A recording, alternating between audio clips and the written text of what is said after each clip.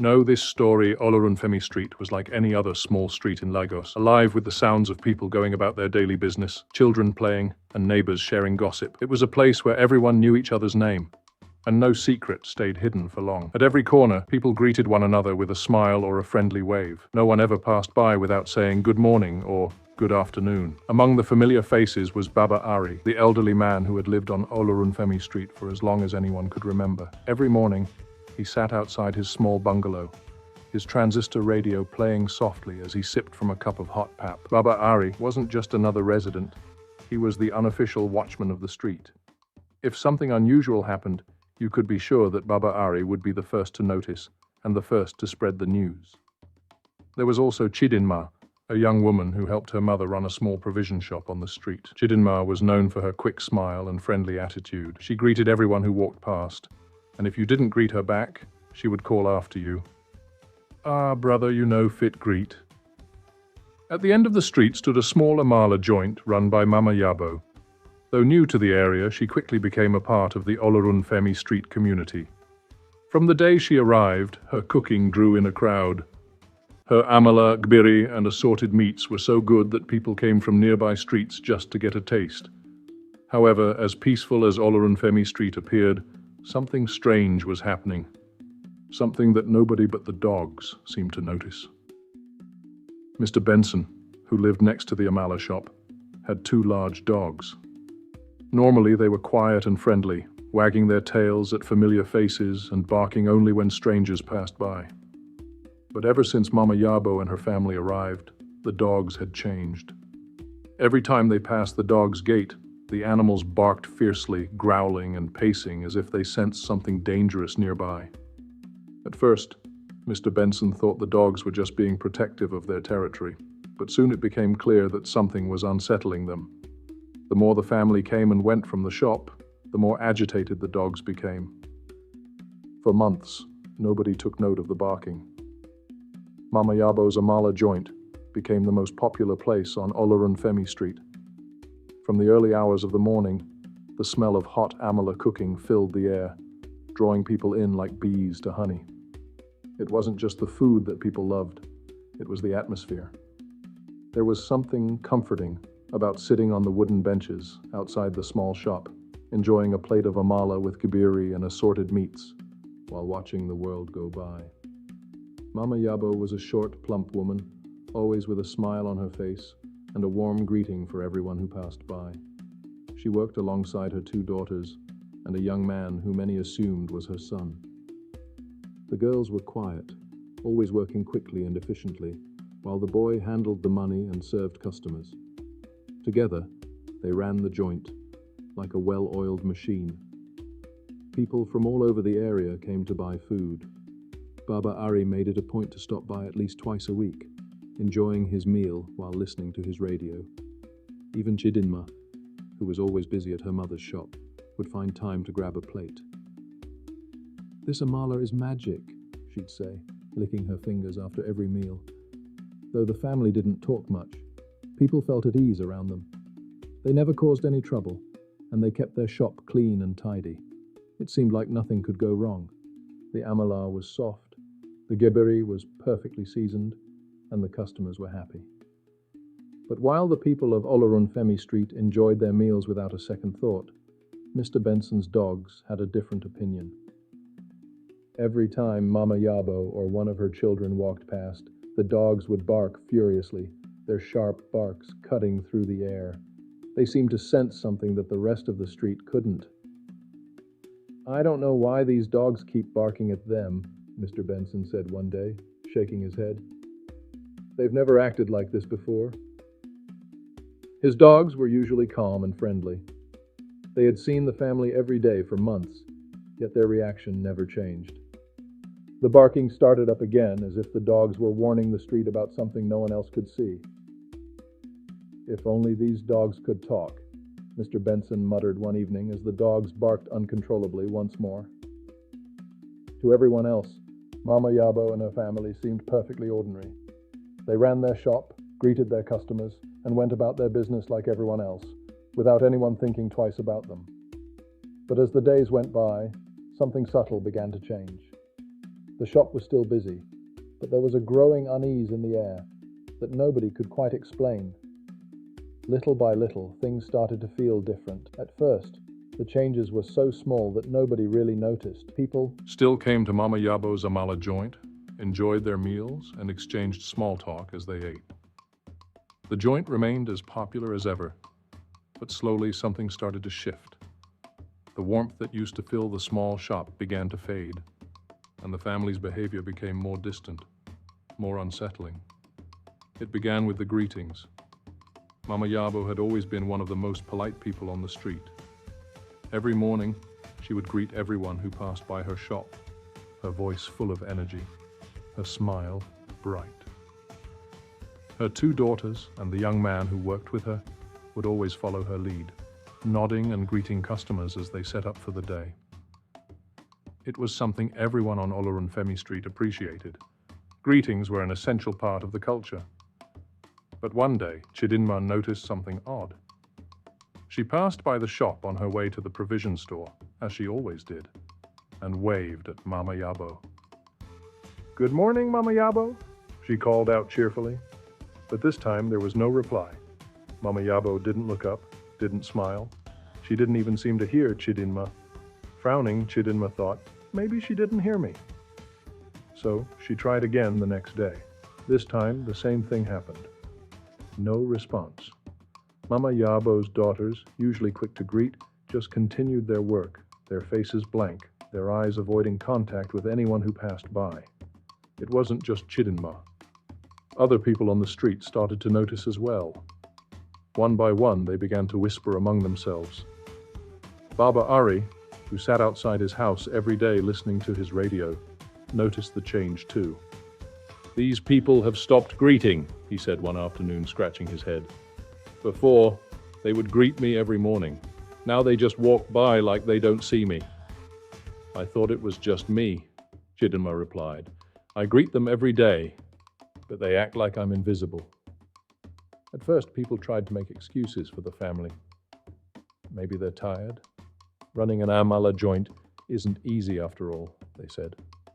But the strange behavior continued.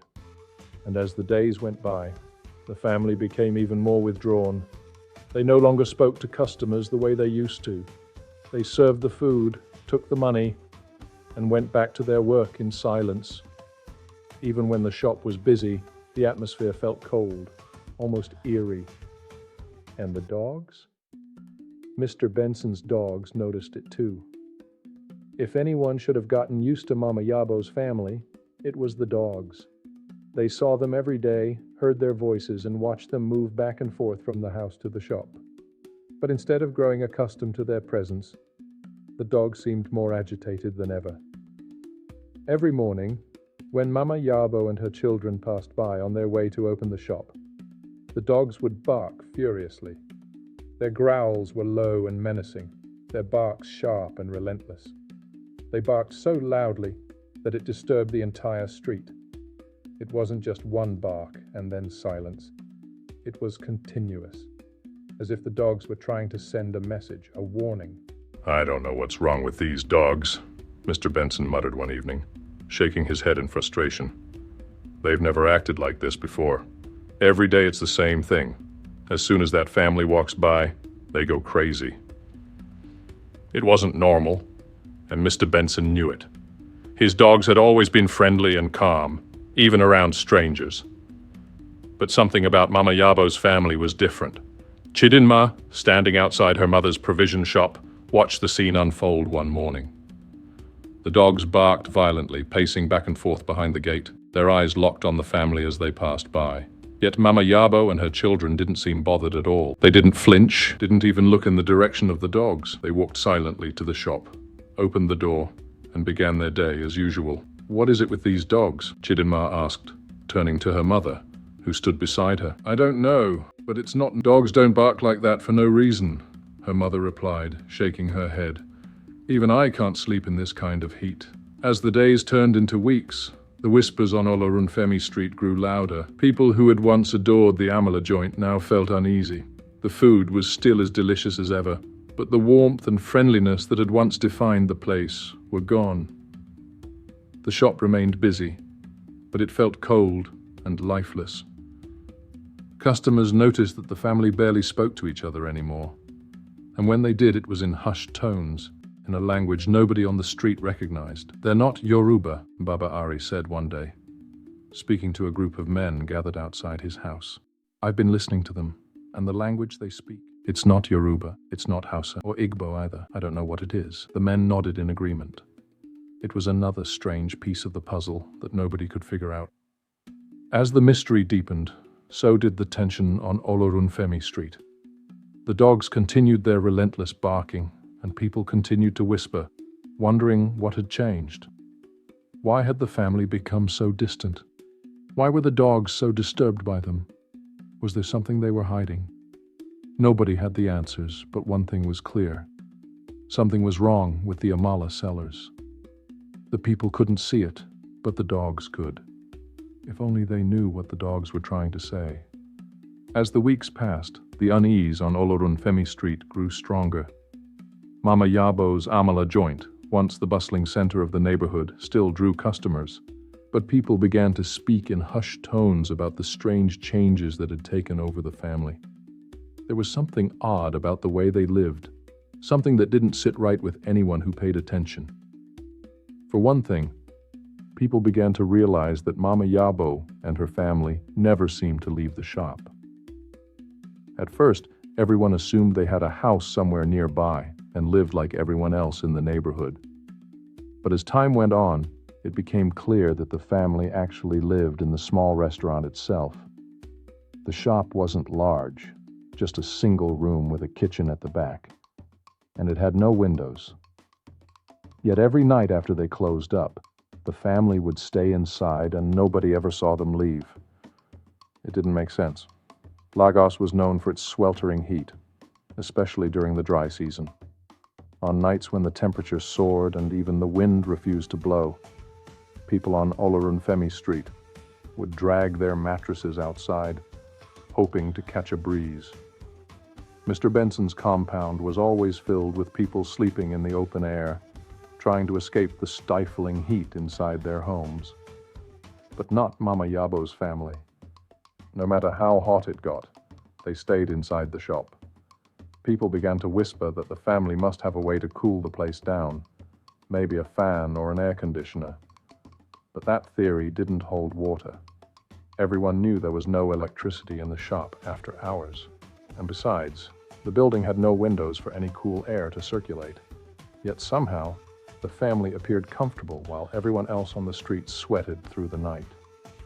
"They never come outside," Chidinma said one evening, standing by the gate of Mr. Benson's compound with her mother.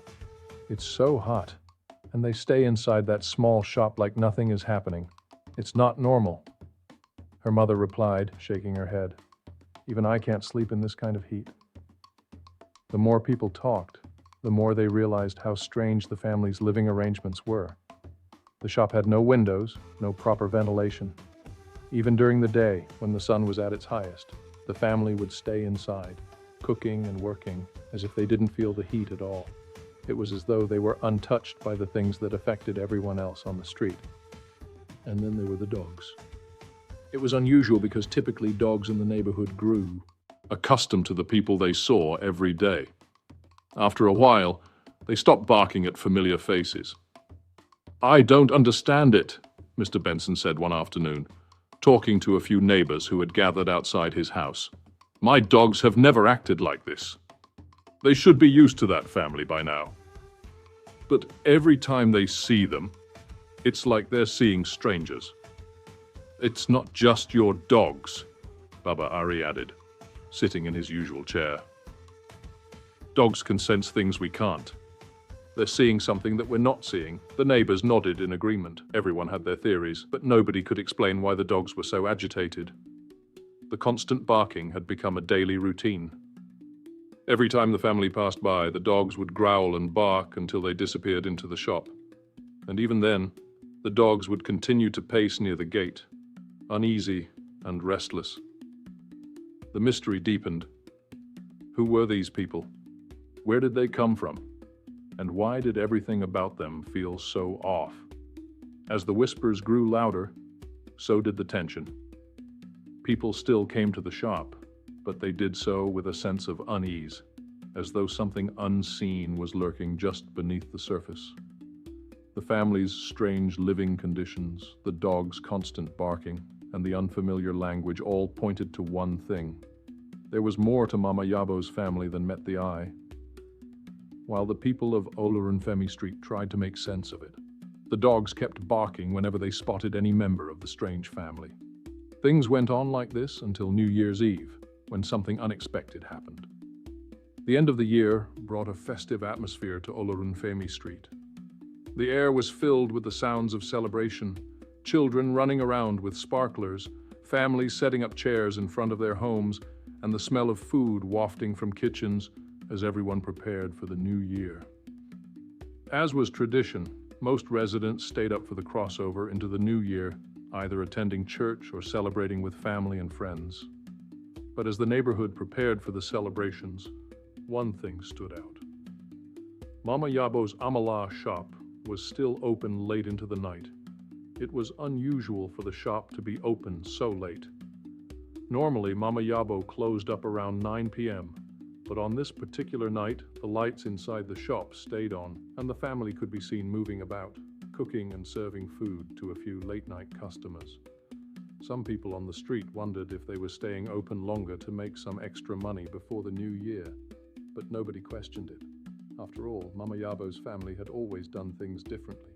Mr. Benson, who had just returned from a New Year's Eve service with his wife, noticed the lights still on in the shop as he passed by. "Ah, they're still open," his wife said, surprised. "Maybe they're trying to make some extra sales before midnight," Mr. Benson replied, glancing at the shop. The dogs, however, were unusually quiet that night. Normally, they would bark at the family whenever they passed by, but on this particular night, they seemed calm, lying quietly in Mr. Benson's compound. It was strange, but Mr. Benson didn't think much of it at the time. As the clock struck midnight, the sounds of fireworks filled the sky, and the people of Olorunfemi Street celebrated the arrival of the new year. There was laughter, music, and the clinking of bottles, as neighbors wished each other well and made plans for the year ahead. But in the midst of the celebrations, nobody paid much attention to Mama Yabo's shop. By the next morning, everything changed. When the sun rose on New Year's Day, the people of Olorunfemi Street were met with an unsettling sight. Mama Yabo's shop, which had been buzzing with activity just hours before, was completely empty. The door was closed, the lights were off, and there was no sign of the family. It wasn't just that they had closed for the holiday, everything was gone. The pots and pans that had always been stacked outside the shop were missing. The benches where customers usually sat had been cleared away. Inside, the shop was bare, as if no one had ever been there. Nobody had seen them leave.